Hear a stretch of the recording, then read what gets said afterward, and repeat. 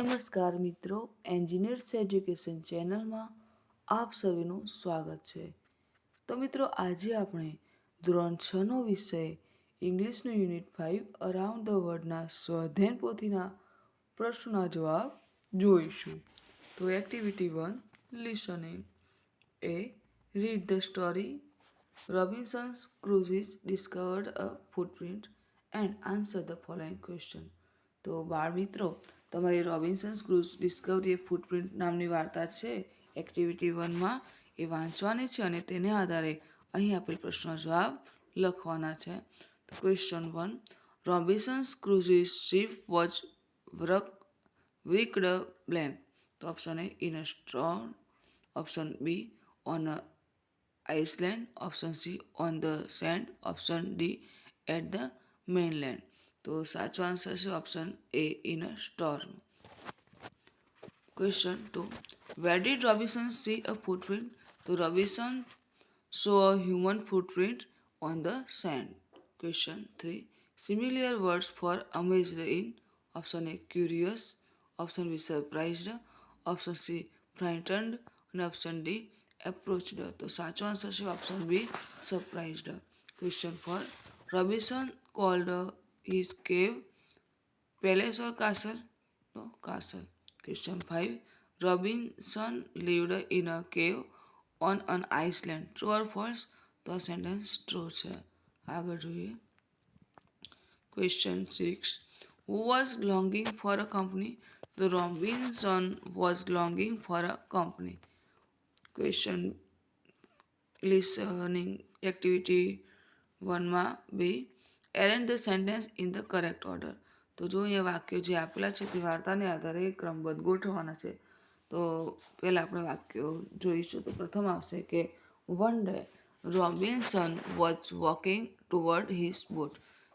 Sentence 2 આવશે કે he saw human footprint on the sand. Sentence 3 આવશે કે he thought there could be some savages from the mainland. Sentence 4 આવશે he decided to go to the shore again. Question 5 આવશે he realized that the footprint seemed longer અને sentence 6 આવશે કે he was worried about his own safety. આગળ જોઈશું. Activity 2, reading. Find and write the rhyming word in the cloud. તો જો અહીંયા જે ક્લાઉડ આપેલું છે એમાંથી રાઇમિંગ વર્ડ બધા આપેલા છે બરાબર, એ જોઈને તમારે લખવાનું છે. તો વે છે, કેટ, કિંગ, સ્ટે, સ્પેન, પછી રેઇન, નાઇસી, ગ્રીસ, થિંગ અને બેટ. તો અહીંયા રાઇમિંગ વર્ડ આપણે ક્લાઉડમાં લખ્યું છે. તો સિંગનું રાઇમિંગ થશે કિંગ, થિંગ. ટ્રેનનું થશે રેઇન, સ્પેન. હેટનું થશે કેટ, બેટ. પ્લેનું થશે વે, સ્ટે અને પીસનું થશે નાઇસ અને ગ્રીસ. આગળ જઈશું. Activity 3, read the passage and answer the following. તો ફકરો વાંચો અને ફકરાના આધારે પ્રશ્નો જવાબ મેળવવાના છે. તો તેજસ્વીની was excited as she prepared for her summer vacation. She had never traveled by a flight before. She thought of traveling to her uncle's house with her parents. She asked Papa, I have never traveled by a flight before. What will it be like? Papa replied, it will be full of learning and fun, beta. She arrived at the Sardar Vallabhbhai Patel International Airport. They entered into the departure area. They got their boarding passes and checked in luggage. After security checking, they reached to the gate number 5 to board the flight. Tejaswini became very happy. તો હવે આ ફકરાને આધારે એક question છે. Blank was very excited for summer vacation. Option A papa, option B Tejasvi અને option C mummy. તો સાચો વિકલ્પ છે ઓપ્શન બી તેજસ્વી. Question 2, Tejaswi had never travelled by blank. Option A bus, option B train, option C flight. તો સાચો આવશે answer option C flight. Sentence 3, Tejaswi thought of traveling to her blank's house. તો option A friend, option B uncle, option C sister. તો સાચો option આવશે option B uncle. આગળ જોઈશું. Sentence 4. They got their blank and checked in luggage. Option A bordering passes. Option B ID proofs. Option C cashback. તો સાચો answer છે option A બોર્ડરિંગ passes. 5. Tejasvi become very blank at last. Option A angry. Option B happy. Option C healthy. તો સાચો option આવશે option B happy. આગળ જોઈએ. Activity for language function. A. Fill in the blanks with the most appropriate word given in the brackets. Sentence 1. We always blank up early in the morning. Get some આવશે get. 2. They blank English very well. તો speak. 3. Jill blank milk every morning. તો Jill drinks milk every morning. રોજિંદી ક્રિયા છે બરાબર, એટલે S કે S લાગે. વર્તમાનકાળનું વાક્ય છે. 4. Trisha and Prisha blank to the dance class regularly. આ પણ વર્તમાનકાળનું વાક્ય છે તો go. 5. The postman blank letters. તો આમાં delivers આવશે. આગળ જોઈશું. 6. The doctors blank the patient. તો treats. 7. He blank to the library twice a week. તો goes. 8. Monkeys blank banana. તો love. 9. Dhruv blank cartoon every Sunday. તો watches. 10. I blank chocolate ice cream. તો I like chocolate ice cream.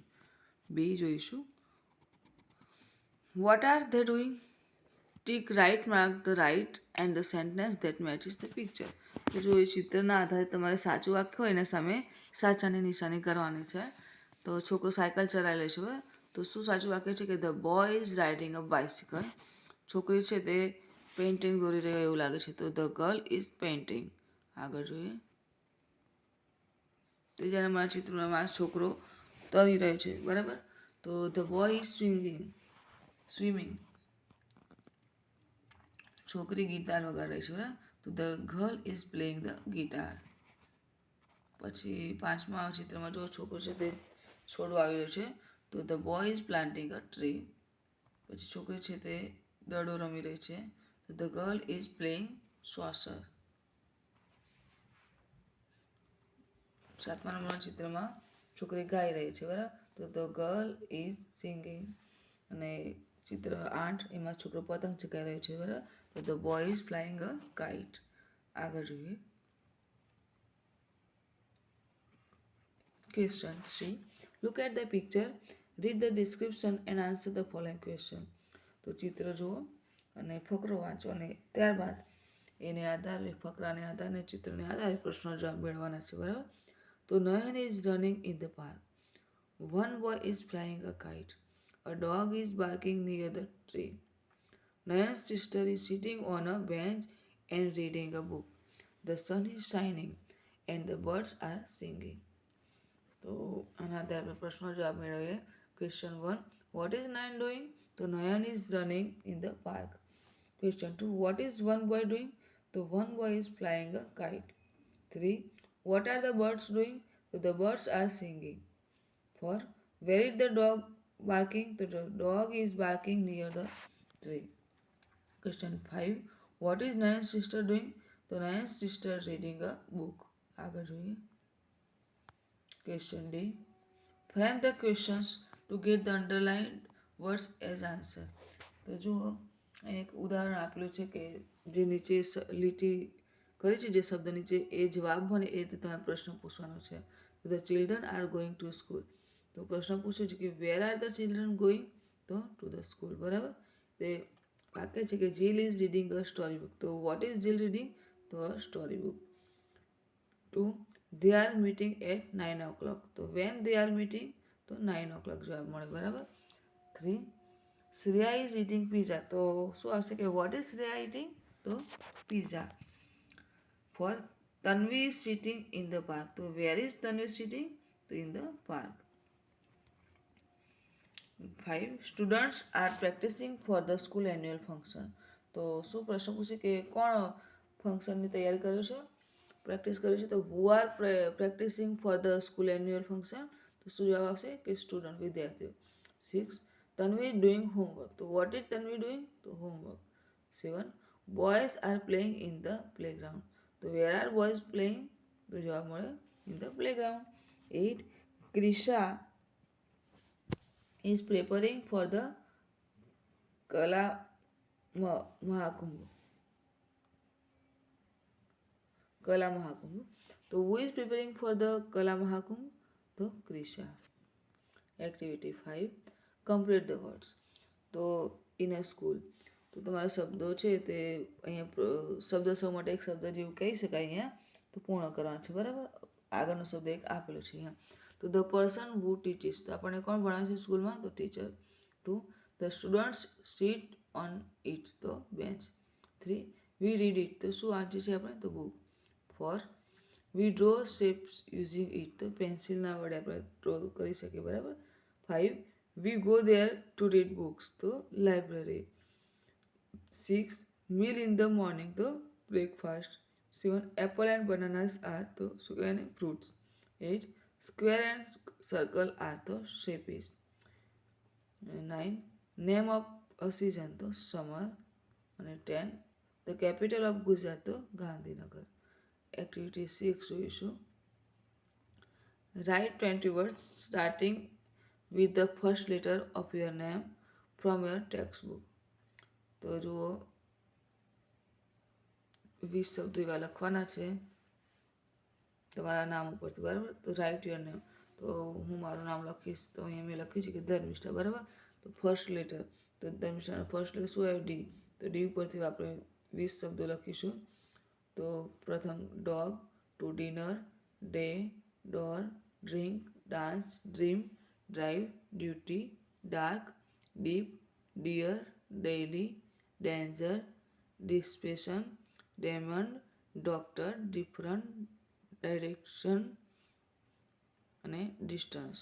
આગળ જોઈશું. Activity 7. Speaking. The work in pair.